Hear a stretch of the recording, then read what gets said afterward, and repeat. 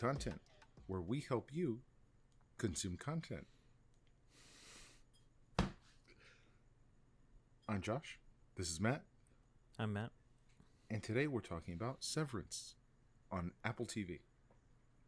Matt's going to pitch Plus. Apple TV Plus. I always forget the plus. But Matt's going to sell us today on Severance, even though it has won some awards, right? Or has been nominated on one? Well, now that you mention it, the Emmys just happened, I think, last weekend. Yeah, they did. As of this recording. Yeah. I was checking the winners. It was nominated for a few things. I don't think it won, actually. There were a lot of snubs. What's up? Call back to episode 2, though. Uh-huh. It didn't win because Ted Lasso won. Okay. That makes sense. Although Ted Lasso is a comedy series. You know what? It was Succession. Succession screwed over. Okay. Anything Severance running for, probably. I tried to get into Succession. We can go over that after you pitch us on Severance, because Severance is more of like a Black Mirror or like modern sci-fi type deal, right? It's an interesting question you pose. Like, I'm aware of the premise. It's a very Twilight Zone type of plot, right?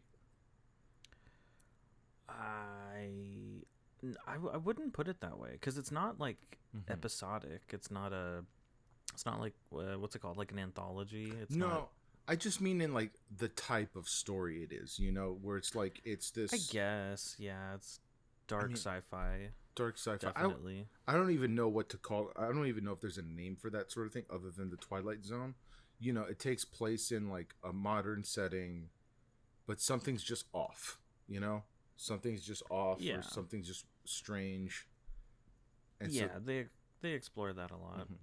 So why don't you give me the basic plot as presented in the trailers? No. For the audience. For the audience. No. What about the audience? What if they've never heard of this?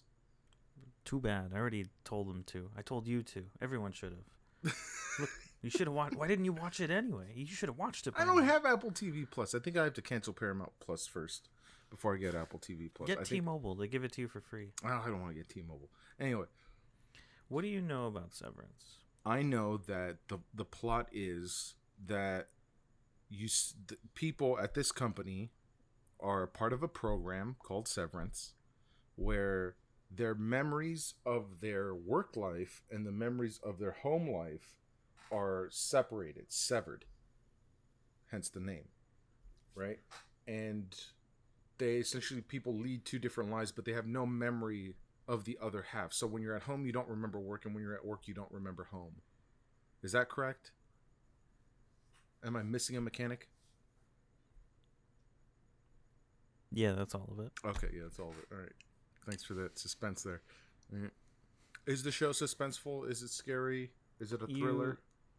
You pretty much nailed down the premise. No, it's not.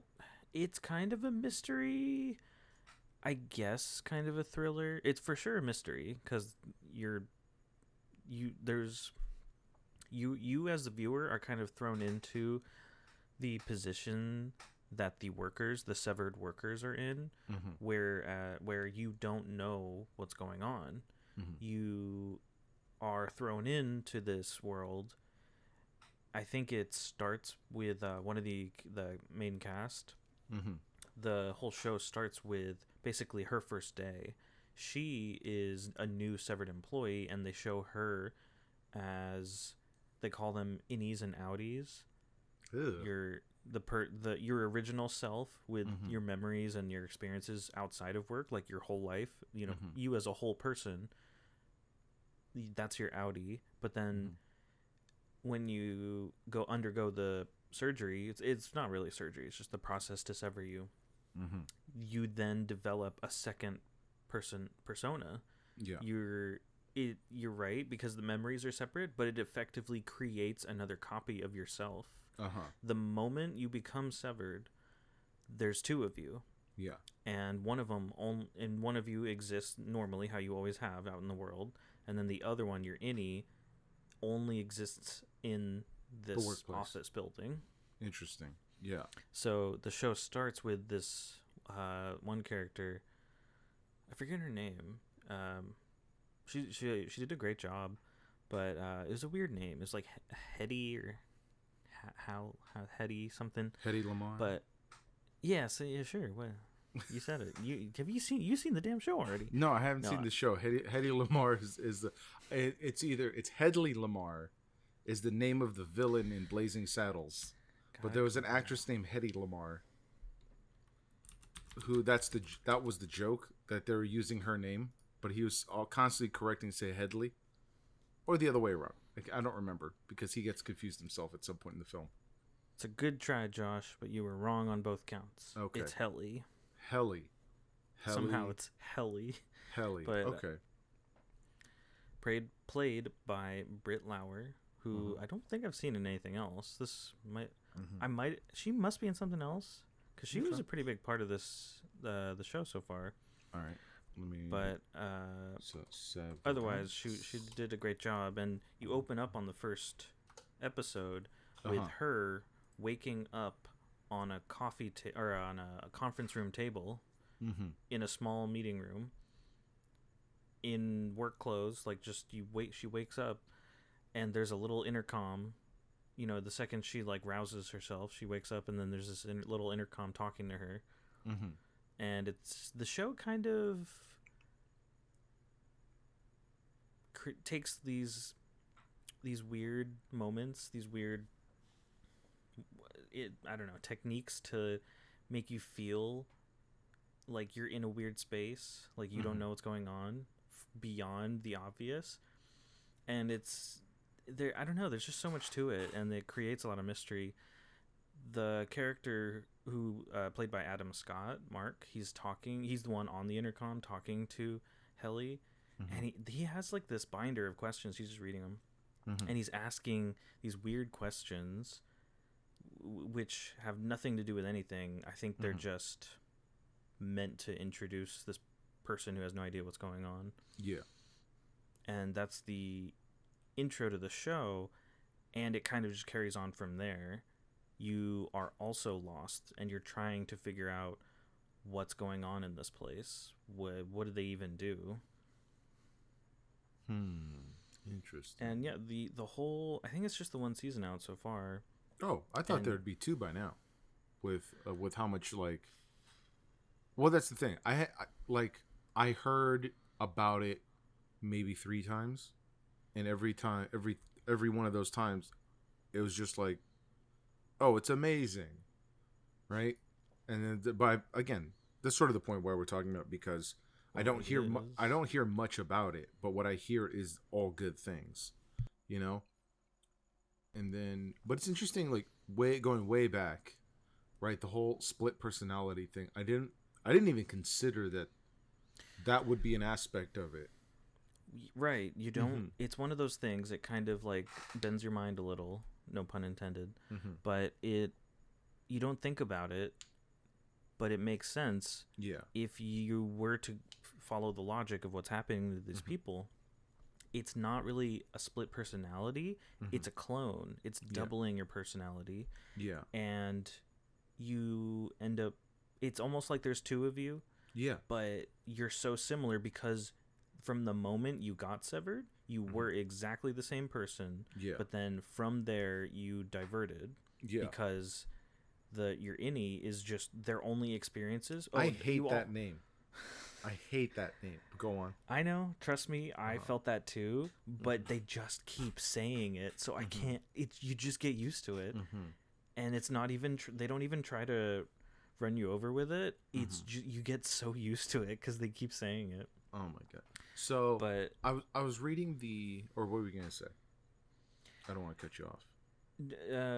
Just that the innie also doesn't have any memories. They don't know anything about their outside life. Okay. It's kind of like that certain kind of amnesia where you know all of your skills and social cues or whatever Yeah. ability to communicate with people. You just have no specific memories. No context as to like why you are the way you are. Just you Yeah, just are. you just are, and you don't know who you are, where you are. You just wake up, and but you're still the same person. So yeah, a really interesting idea. And I didn't know any of this going in when I started the show. I was just hearing the same things. It was like, oh, I just heard it's really good. I should definitely watch it, and I tried it, and I'm glad I went in blind. So I guess if you're listening to this podcast, stop and don't come back. Yeah, just kidding. Please, we need you. Please come back for when we talk about a different show, please, or come back in like I don't know 30 minutes when we move on to a different show. But I think it's great if you can go into the show completely blind, but that doesn't always happen. Yeah. But I'll try not to give away anything else. But there's just so much more mystery. There's so much more going on that you won't know. And even after one whole season, I've seen the whole season. I'm made of questions. Wonderful. Matt, a man made of questions. It's because, like, I have another question regarding, says here, I'm reading the synopsis on IMDb. Man made of questions. We're both made of questions. That's some sort of philosophical bullshit, I think. Anyway, I'm reading the synopsis off IMDb, right? And it says, Mark leads a team of office workers whose memory have been surgically divided between their work and personal lives. I think you mentioned this one. He's the person on Adam Scott's character is the person who's on the intercom, is what you said, I believe. Yeah. And then the next line is, when a mysterious colleague appears outside of work, it begins a journey to discover the truth about their jobs. And is this so if you, when you're inside, you have no memory of the outside, right? Mm-hmm. And when you're outside, you have no memory of the inside either, right? Yeah. Okay. So completely separate. So that leaves, because like you were saying, because it's like they have clones, right? Does that mean Adam Scott's character, Mark, does that mean that he is on the outside investigating what is going on, but on the inside, he's very much a participant and a part of the machine, so to speak? Or is he just like on a different thing altogether when he's inside versus when he's outside? Because it's like you said, it's like they're two different people. The idea you're getting at is a very big theme. It comes up a lot because that's kind of, it's just a question that comes up. It's you have to volunteer for this, obviously, because you're just a person who's not severed. And then you say, I want to get one of those jobs and become one of those severed people. And you go and do it. But before that, you have to choose it, obviously. There's no one forcing you. No. There's not another personality or another version of you telling you to. But that does come into play. I'm not going to say what Mark, the character Mark, is doing, but that does come up. And then also, when you're one of these severed workers, you are aware that you go to this place. Because obviously, when you're outside of the office, you have to go to the office. Yeah. Because when you enter the office, the certain floor, the switch happens and you become this other version. Your memories switch over. So your outie, I'm gonna keep saying it, and you're gonna get used to it. Yeah, I'll get over it. Yeah, go on. You're just, that it's happening, and you just have to live with the fact that you're gonna lose 8 hours of your day 5 days a week, and you're okay with it. Yeah. You just lose that 8 hours. Your body, someone else is taking your body and doing the work, and then you get a paycheck. You get paid for it. God, that sounds great. Stop it. You don't even know that you're inching onto some territory that really comes up. It's a whole political thing. It's a scary idea, yeah, but just like the outward facing proposal, which is you knock out for 8 hours and when you wake up you got your paycheck, and that's it. Like, just on the outside sounds great. I would totally be suckered into that. But ask yourself, do you want that? Do you want to lose a third of your life? For the entire amount of time you work for this company, you lose a third of your life. And also, there's another third of your life that you're still spending sleeping. Yes. So 2/3 of your life you are not aware of. Well, I would, yeah, exactly, because I'm not aware of it. It's like it never happened, and so it doesn't become a part of my scope of memories. I feel like my life would just feel so short in that period of time. I feel like say you worked at that job for several years. Yeah. I don't know. I feel like I wouldn't like that. There would be too many questions on my mind.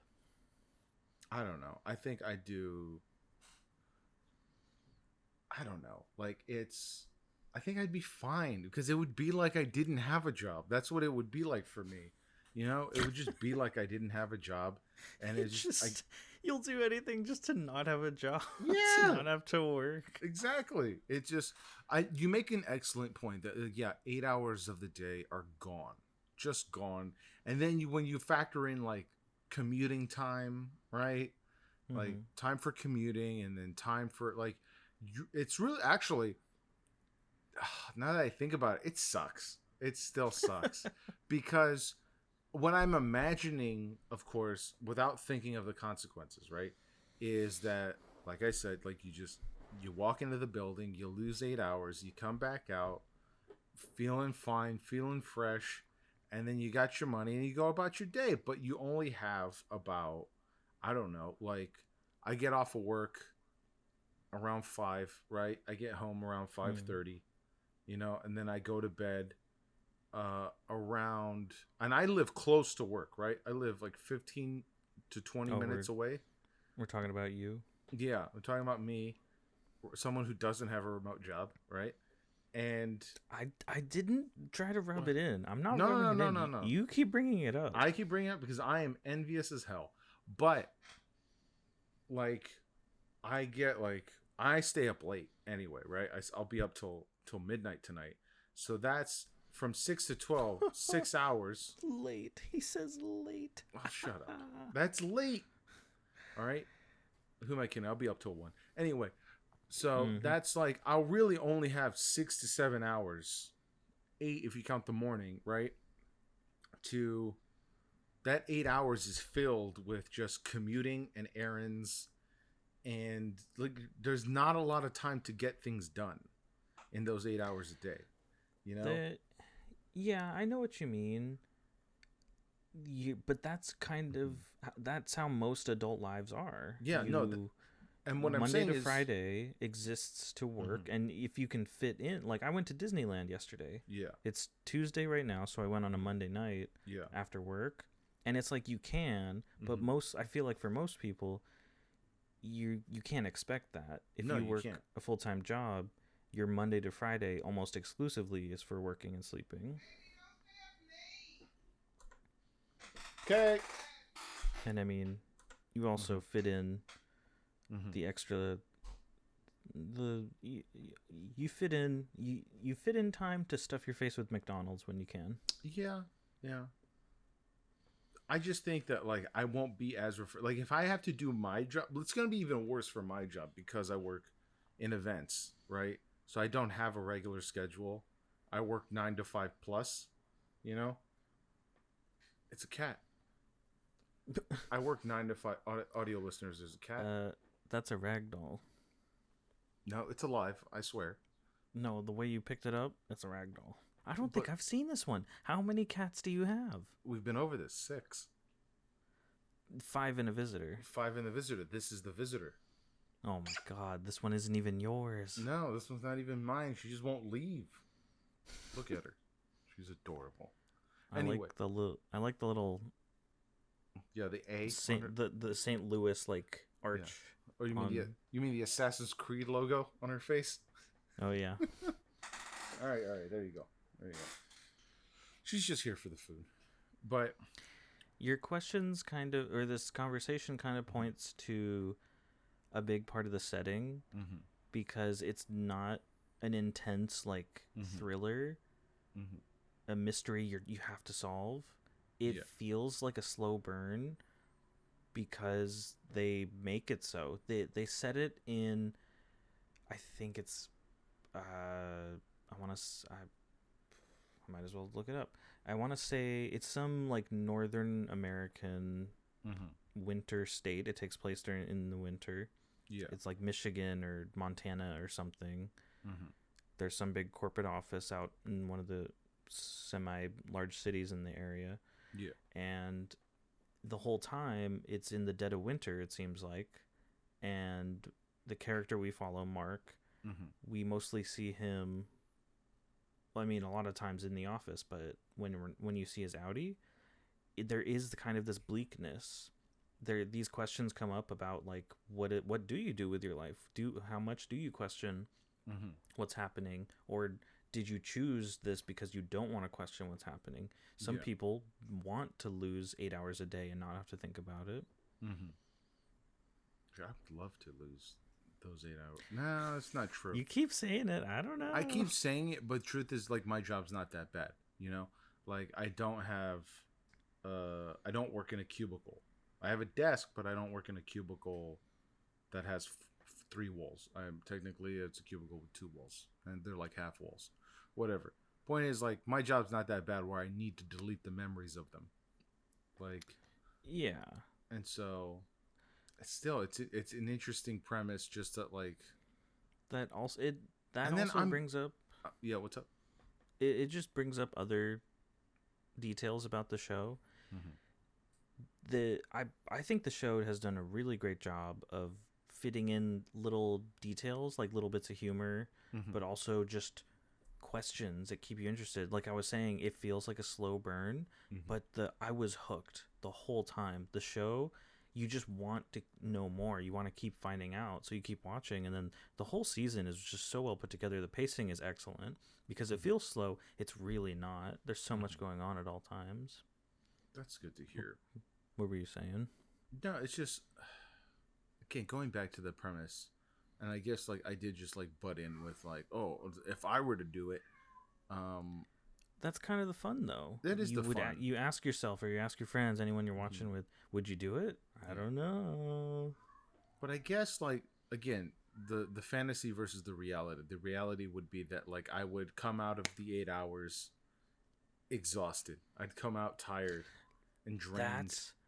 That's kind of what I was talking about when I was saying they're really good at the little details, because they will mention stuff like that. I don't think they ever mentioned how tired you might feel, because yeah, exactly. You would expect 8 hours of work. You work a full-time job in an office too, and you get tired after all that time, especially some of the characters in the show who do this. They're older.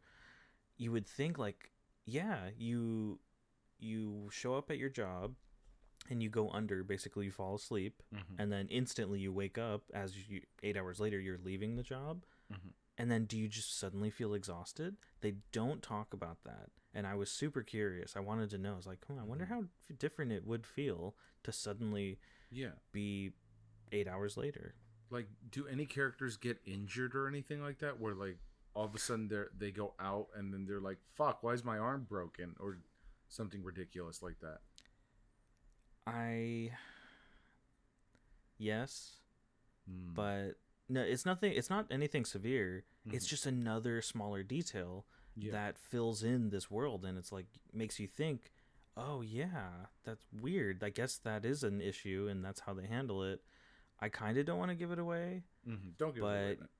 Yeah, but if you get a boo boo, your body, the thing is, your body can't change. They can't just instantly heal it, so they have to face that reality. Yeah. God, it's so weird. I don't know. It is a fun premise to explore. We'll have to check it out. I mean, who else is in it? I know Ben Stiller's directing this, right? Yes. So I was actually at the Comic-Con panel this year for Severance, which I was so happy about, because we had watched the show, Serena and I, just a couple months before that, and we loved it. We thought it was so interesting. We wanted more. So we go to the panel, and it was super cool because Ben Stiller was there, pretty much the whole main cast, and then the producer, or the showrunner, I think, the main guy behind it. But yeah, Ben Stiller, I can't remember if he's directed every episode, but I think he's just had such a big role in this whole thing. He might have directed every episode, or at least most of them. Oh no, yeah. Oh no, yeah. He's not. He didn't direct all of them, but he did direct more than half. And I think he just basically takes on the role as like one of the main producers as well as a director. But yeah, Yeah. it's just another testament to Ben Stiller's diversity Yeah. because I've loved him in a lot of comedies. I think he's such a ridiculous character, but his serious work I'm just blown away by, Oh yeah. especially this being the most recent. Did And you see it was the? Go on. no, you go on. No, you Don't tell me go what on. to do. No, you go on. No, you go on. Okay, I will. Have you seen The Secret Life of Walter Mitty? Yeah, I have, and I know that one was a little mixed. The reviews are a little mixed, but I did overall enjoy it. Well, it's based off of a short story, like a pretty old short story, and it's very different from the short story. But the baseline premise is the same, which is it's about a man who constantly daydreams about a more adventurous life. You know, just constantly dreaming of bigger and better things. Well, now that I think about it, there is kind of a parallel drawn here I think so. because he basically works a cubicle job in that movie. Yeah, he works for like Life magazine. He's just like a photo inspector, like not even a photo editor. I think like he just like inspects. He goes through the photos that come in, like I think physical he had film. a pretty big role. I think I think it was more serious. Like he was the final say in terms of like the photography. Yeah. Okay. Maybe I'm just like scaling the job down. You're just This cat won't trying stop to- crying. I'll be right back. I don't even know if you can hear him, but he won't shut up. I did hear that. I'm gonna lock the door. Come here. Come here. Come here. Josh consistently at their beck and call. Look at it, and then he plays games. Oh my God, there's 4 of them. What do you want? They've literally got him surrounded. Go outside. They make him stand, and they just stare at him, and they laugh. No one else? Cats can laugh, and they're laughing at him. Look at him. Oh my God. Okay. There you go.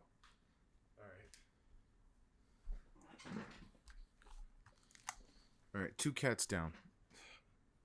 There Are you you go. jealous? That's what I have to deal with. Uh-huh. There's A a very- sleeping dog. It's quiet sleeping dog that doesn't make noise during your podcast recording.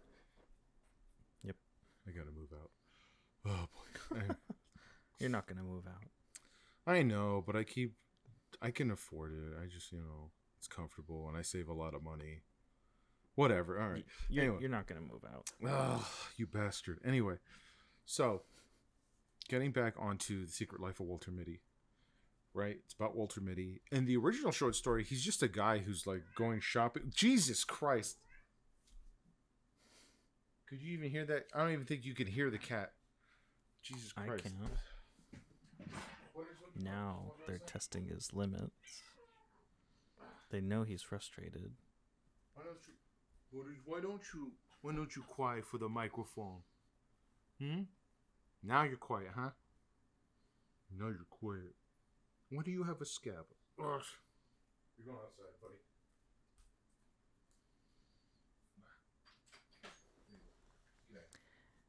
He sends him outside just so they can meow some more. All right. This episode is going really well. I feel really well. Just some edits are in order. You can't say no to cats. Can't say no to cats, but some edits are in order. But anyway, Secret Life of Walter Mitty. No, leave it in. Fine, whatever. Anyway, Secret Life of Walter Mitty, the original short story was just about a guy daydreaming while taking his wife to the grocery store or something. Like, that's all it was. And there wasn't really like an ending or anything, and it doesn't really open up. It's actually just a bit of a sad story, right? About the dreamer, the man who dreams, And in that way, it's a very universal story. But the movie, Secret Life of Walter Mitty, is the same thing about a guy who dreams of like more exciting lives, wishing he was a more adventurous person, wishing he had the courage to ask out the girl. And you know what? I just remembered. Adam Scott is in that too. He's his boss. He is the boss in that movie, isn't he? With the weird beard. With the weird beard. And then does he get punched in the face in real life or in the fantasy? I don't remember. But I don't know. point is, in the movie, Walter Mitty does go on an adventure. Like, he does go on an adventure to do this thing, and it's a big, like, sort of life-affirming growth experience for him. And that takes him back, you know? And, again, like, it's interesting, because, like you said, there is a similarity between that and Severance, and I didn't really realize it either. I just wanted to talk about Secret Life of Walter Mitty. But there is that... Apparently, you keep bringing it up. I'm sorry. But there is that duality. No, it's a good movie. It is a good movie. It's a pretty decent movie. There is that duality of the two lives, of the two types of people, right? But that movie's about, you know, the human experience of want of adventure. Yeah. But this is... Secret Life of Walter Mitty is always more abstract than you remember it being. Yeah. It's weird. It's a weird movie. Some pretty cool visuals. It was cool. These cats need to stop crying. I don't know. Oh my God. This is a cat podcast. It's a cat podcast now. I'm gonna get a studio apartment. I swear to God. I'm gonna get a studio apartment. Swear to God, that doesn't allow pets. But you're gonna end up bringing like 2 of the cats with you. I'm gonna bring the quiet ones. All right. What? There's quiet ones. How are there quiet ones? We have quiet ones. Buddy doesn't cry. I've seen you grab each and every one of those cats. My cats are quiet. No, I take that back. One of them's not so quiet. Anyway, Ben Stiller's great. Ben Stiller's great for talking about his, you know, I think Severance is a great move for him into the more, because I think Walter Mitty was Walter Mitty after Tropic Thunder, because I think that's that whole he started moving towards more serious stuff, because just like how do you beat Tropic Thunder? Like, oh my God, in terms of comedy, right? Like, I think he reached his comedy magnum opus with Tropic Thunder.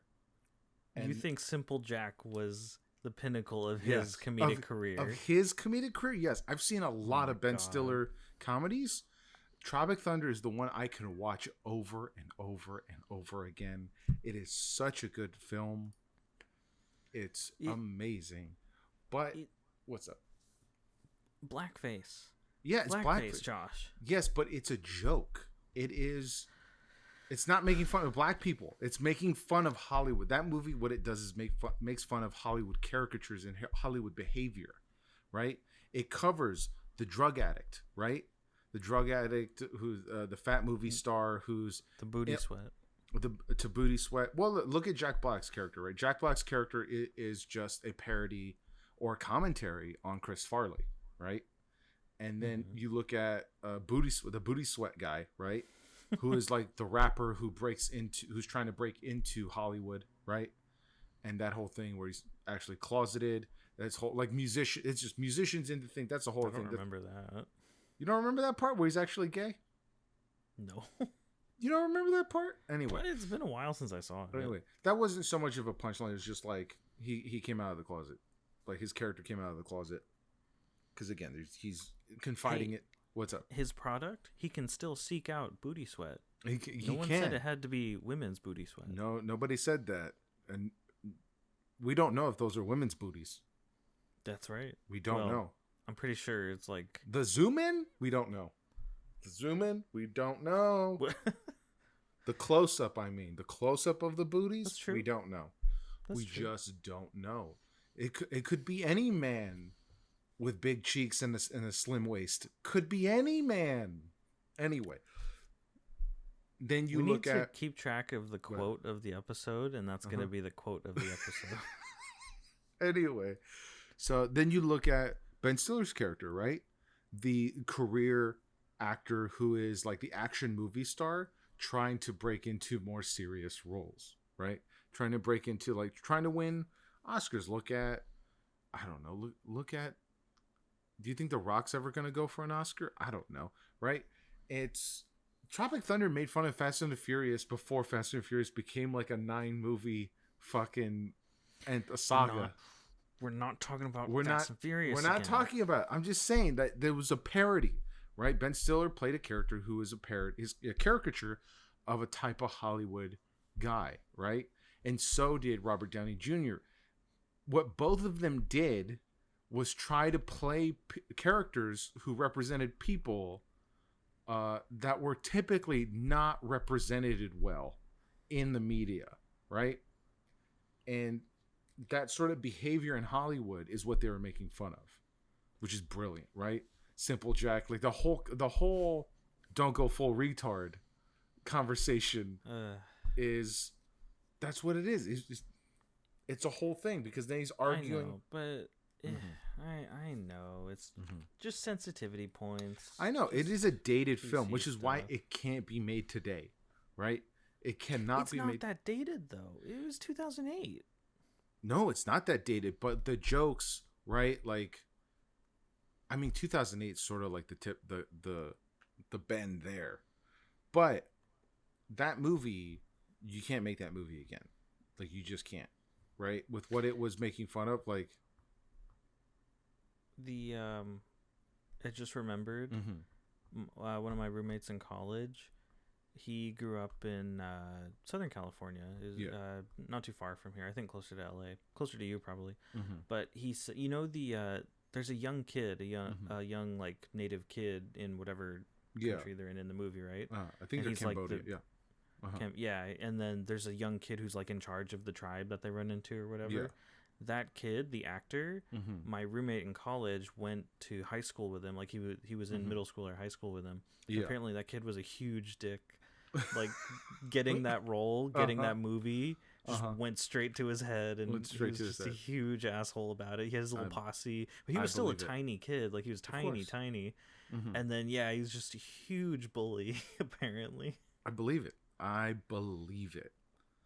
God. Can't have child actors. You just can't have child actors. But I love that movie. I think he knew there's like, what's he gonna do better than that, right? I don't know if he's like produced any other comedies since, but I really like the transition into this more serious stuff he's doing, because I think he's sort of like done everything that he could possibly do in comedy. So what do you do once you've reached the top of the mountain? Go for another mountain. I wouldn't say he's done everything in comedy. But what else can he do, right? Can he do? Well, he's mostly been a movie star. He's starred in several films, a lot of those being comedies. So I think he's done a lot of that, but I think I don't think he's a comic first. I think he's an actor. He's an actor, and then first. Most of his roles have been comedies. So let me look up Ben Stiller, right? So Ben Stiller. What do you mean no results found? There it is. All right. So he doesn't exist because he's also a producer, right? He's also a producer and now director. Well, for a long time director, right? And then let's see here.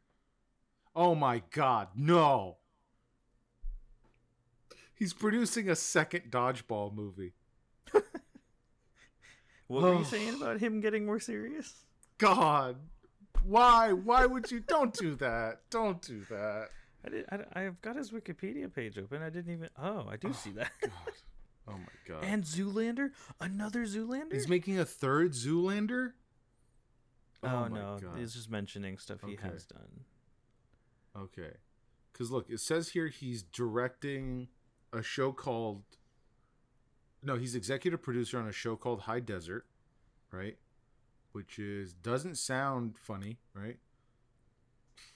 I could be wrong. To become a private investigator. No, okay. Are we literally judging something by its cover? A book. There's no cover. There's only synopsis. Anyway, no, but you're just judging it by the title. High Desert could have been the name of a comedy, of a stoner comedy. But anyway, no, it's about a private investigator. And so here we go. Severance as executive producer, associate producer. Let's scroll way down, right? Let's Duplex producer, Starsky and Hutch producer. Like, he's produced on most of his stuff. What do you mean The Boys documentary executive producer? What does that mean? Okay, no, it's a different. It's a different documentary, not about the boys Amazon show. It's I don't know, something about. He was an executive producer on Megamind, right? Blades of Glory. Blades of Glory was he even in that? Jesus Christ! I don't remember him in that. Like this is sort of what I mean. Like I don't like he's in produced so much comedy on top of acted in so much comedy and directed so much comedy, right? Director, Bagman, London, Severance, Escape from Tomorrowland, Zoolander 2, Secret Life of Walter Mitty, right? Stiller and Miria, The Station, Tropic Thunder.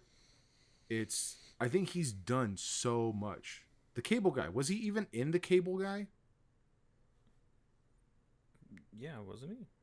He directed it, but like I don't think he starred in it or played a role. Okay, yeah, he played a small role in it because I know he's played characters before that weren't the main character. Like his character in Happy Gilmore was hilarious. Oh God, it's so wrong. The abusive elderly caregiver. God, He ran a sweatshop at an old folks' home. Oh my God. Like that's what I'm saying. That's funny. I think I'm not sure what else is there for him to do because he's directed, he's produced, he's acted. Like in comedy, what else is there to do? He's gonna surprise me. Jesus Christ, he's gonna make Dodgeball 2. He's gonna make Dodgeball 2. I've already been proven wrong. Ugh. Well, yeah, but no. Why are you thinking of comedy as such a linear path? There's so much more. There's people literally inventing new forms of comedy as we speak. Yeah, but not all of it's good. Have you been to a live performance? Anyway, it doesn't have to be good. I'm just saying, like, it's way too big an idea to just say, like, yeah, Ben Stiller's done everything. There's nothing else in comedy he can do. I don't necessarily mean it as a comedy as a linear path. What I mean to say is that there are a lot of actors and directors and people in Hollywood. They go through a thing where they're like, well, what else can I do? Especially actors. They're like, all they've done, like, look at Jim Carrey. I'm looking at a bunch of Jim Carrey stuff right now, right? Like he's gone through a similar thing where he's done comedy for so long, he doesn't know what else to do. And even the new stuff like that you're mentioning that's created, can he do the new stuff? Could Ben Stiller do Eric Andre? Oh, that's a terrible example. He could totally do Eric Andre. Ugh. Anyway. But you get my meaning, right? Like do you get my meaning? I don't know if I'm being clear. I get your meaning. I just don't understand why that you're of that opinion. It makes no sense. It's not even a strong opinion I have. It's just something I've heard about where like actors and directors, they talk about how like they get tired of working in a specific genre and so they move on to another genre. That's all I'm talking about. Yeah, I just wouldn't phrase it as Ben Stiller has just done everything in comedy. I guess you're right. Ugh. Hold on. There's a cricket in my room now. God damn There's an ant in mine. God damn it. Oh. Anyway, you're right, Matt. You're right. It was insensitive. Is it insensitive or just like infactual? I felt incensed. You felt incensed. Okay, so we'll move on then. We'll move on. I'm kidding, but yeah, too much Stiller. Too much Stiller.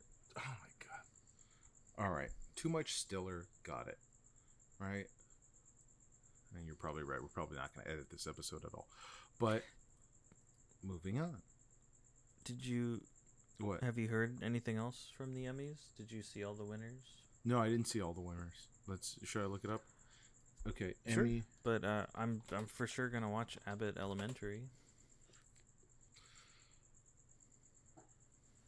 I should watch it too. Now that I think about it. I mean, I don't know if you know this. I've already said this, so I was gonna not say anything, but I don't know. I can't say anything because can I say? What was that? What? It's cookies. Why were you dangling cookies over your mouth as you're about to speak? Maybe I want a cookie. Anyway. No, I was just going to talk about award show season because, leading up to the Emmys, there's a lot of parties. Yeah. Specifically, we need to get into these parties is what I want, is what I'm leading into, right? So you can get fired? Huh? So No. you can get fired? No. We need to get into these parties. I work in events. I work in Hollywood events. Okay.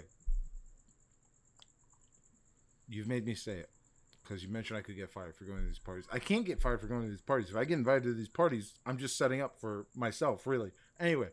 I didn't out you. You said fired. You said it. Anyway. Yeah, I said you could get fired. I didn't say what you did. Oh my God, you're right. Anyway, I work in events, right? Hopefully, and your boss's name and home address is I don't know.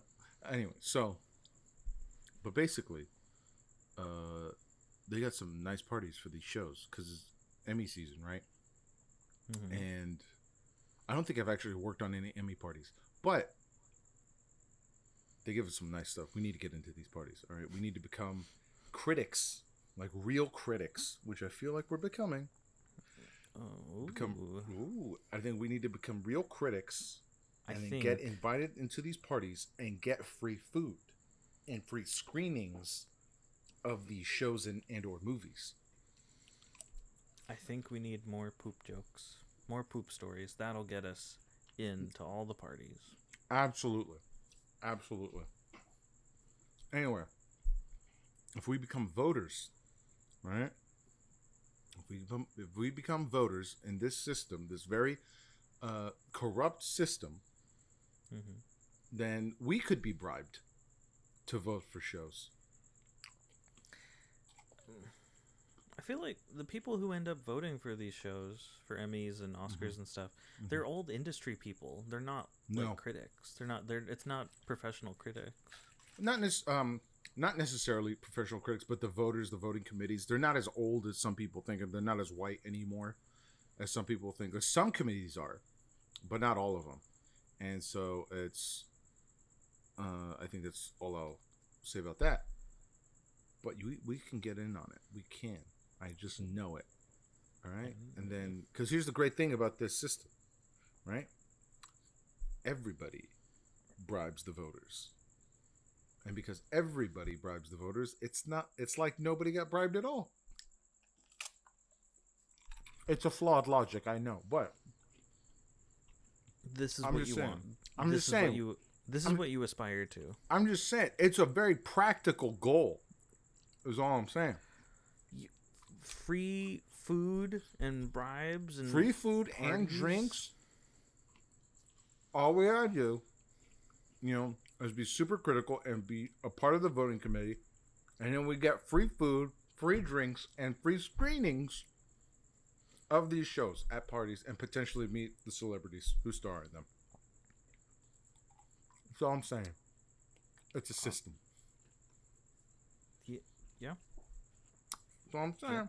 Anyway, I forgot what I was actually going to talk about. These are Josh's hopes and dreams. Very practical goal, my friend. I have no idea how to do it, but very practical goal. Just stick to your cream puffs. You son of a bitch. I want a cream puff now. Anyway. You bought like 6 of them. No, you bought a dozen. They're mini. I bought mini cream puffs. You bought a dozen. I bought a dozen mini cream puffs. That's not the same. That's like 3 regular cream puffs. That's what that is. Stop chewing in the mic. I can't hear it. I know that if I were listening to this, I'd hate it. I'm chewing with my mouth closed. I don't want to subject anybody to that, but who knows? I'm not editing this, so maybe it'll stay in.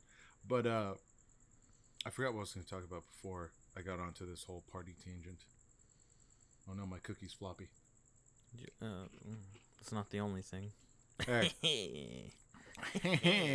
Penis. Anyway, the cat's tails. The cat's tails are floppy. Are they floppy, or are they just like? Because they're fairly rigid. I don't think they flop. I think they go where they please. Anyway. So yeah, Dodgeball 2. Jesus Christ. Dodgeball 2. What is Dodgeball 2 going to be about? You got something against Dodgeball? I'm just wondering, what is it going to be about? Because Dodgeball 1 came out in... I'm looking it up. When did this movie come out?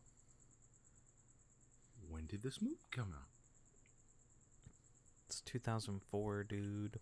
Jesus Christ. It's been 18 years. That's as old as a man could be.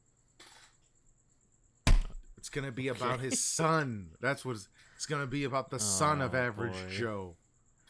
That's what it's going to be about. What's his name?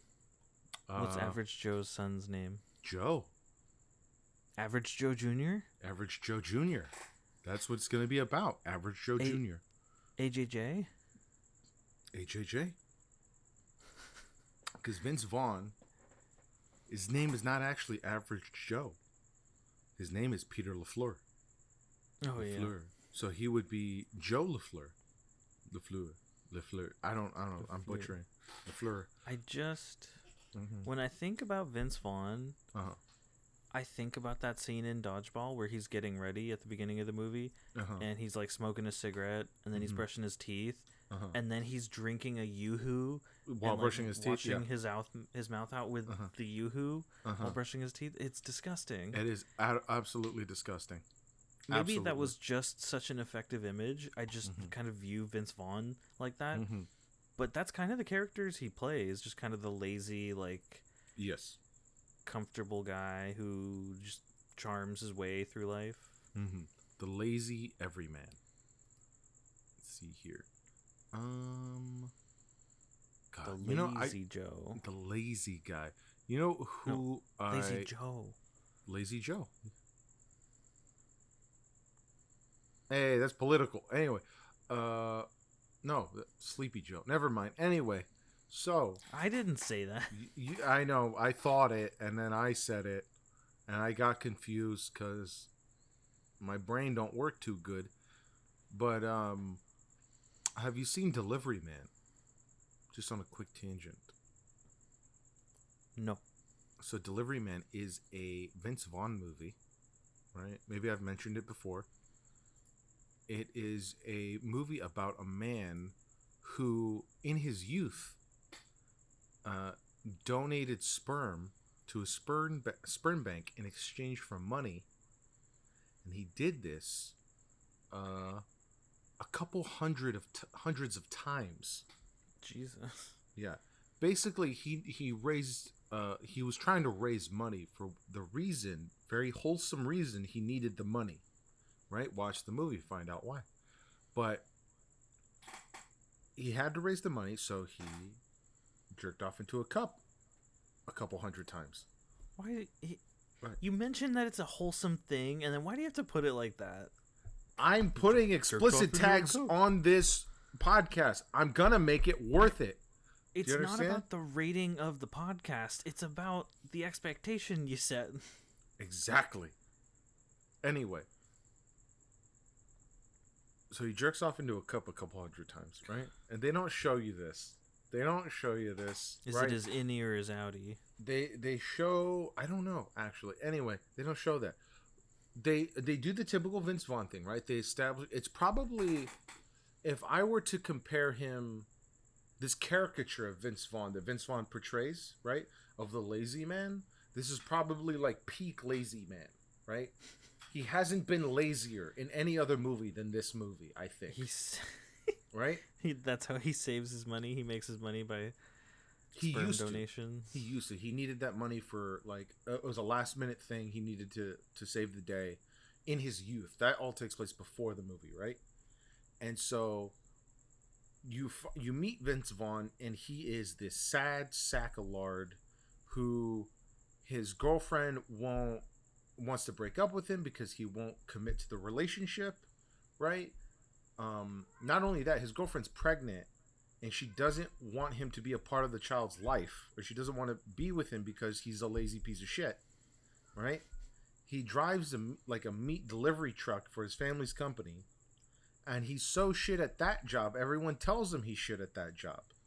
And his family does not rely on him at all because they know they cannot rely on him. This is what I mean by, like, peak lazy man. He's the laziest I've ever seen Vince Vaughn in a movie, right? And he has Why is he so lazy? He's just so lazy. That's just what it is. And Why is he so lazy? That's the problem. He just is, and he's trying to figure out if he can turn it around. if he could turn it around for his girlfriend, so that way he can be an active participant in his future child's life, right? That's what he's trying to prove.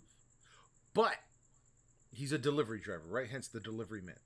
But he finds out, the lawyer tracks him down, and he finds out that he is actually the father of over 500 children, of 500 people. Jeez. Because he donated sperm like 20 years ago, right? And so what happened was the clinic, for some reason, used his sperm and only his sperm for about 500 plus patients. And so there are... Oh, like they didn't... All those people didn't choose him? Like they didn't, the mothers? No, they didn't choose him. The clinic gave them his sperm because they had so much of it on hand, right? And it was according to the lawyer. That's so bad. Yeah, according to them, it was just high quality sperm, and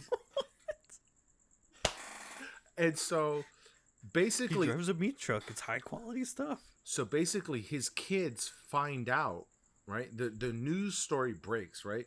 That this clinic has been giving out sperm of all from the same guy, who went under the pseudonym Starbuck, right? A modern day Genghis Khan. Exactly. And all of his children find out, right?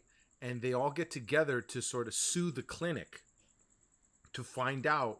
They're like, they want to know, who is Starbuck? Who is our father?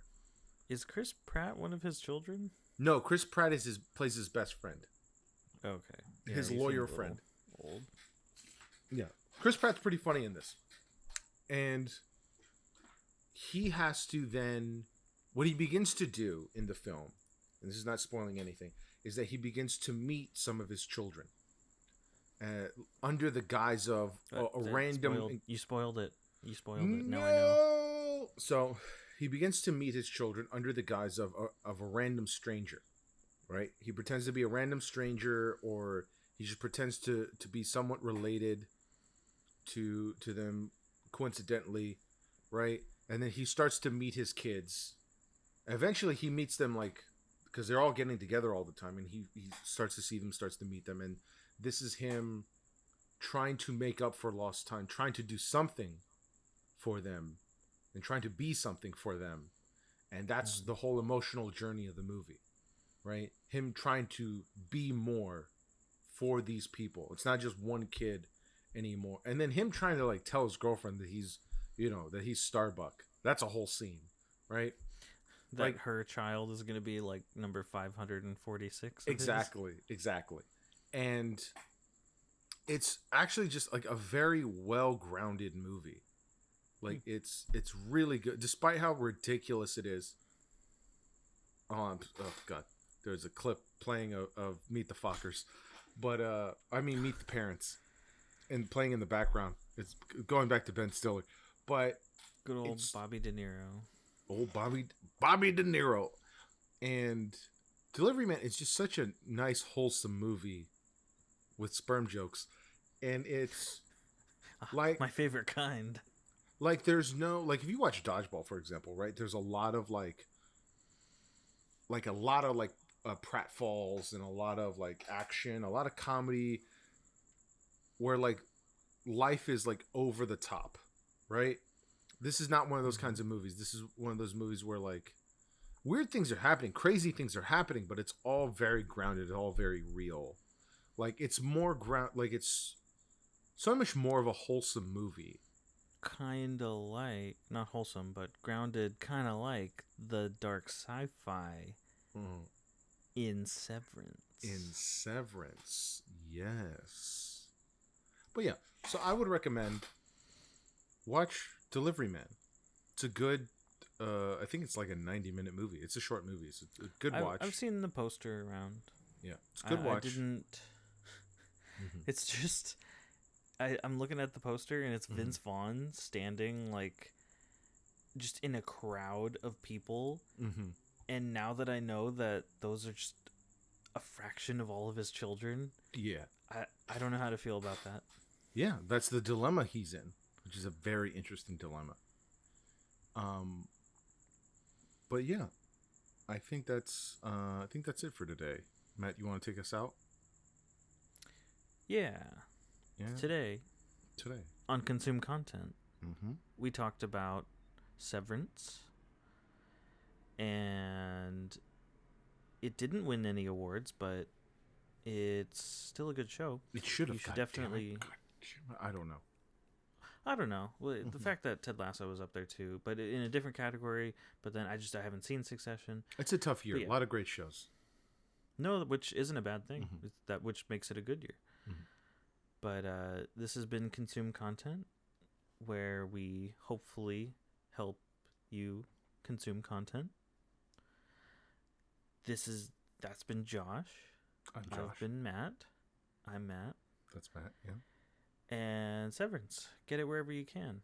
I believe it is exclusively on Apple TV Plus, but I don't know, depending on what country you're in or what other area, maybe it's available Wink, on wink. some other Yeah. service. Yeah. Wink, wink. Get it wherever you can. Wink, wink. Oh no! Now we gave that phrase bad meaning. That's Get it that's what wherever it. you can. That's what it's always meant. Okay, piracy. Our That's show is predicated on piracy. You Thanks a lot. said the word. We didn't have to say the word. Okay, I'm gonna hit stop recording now. Bye.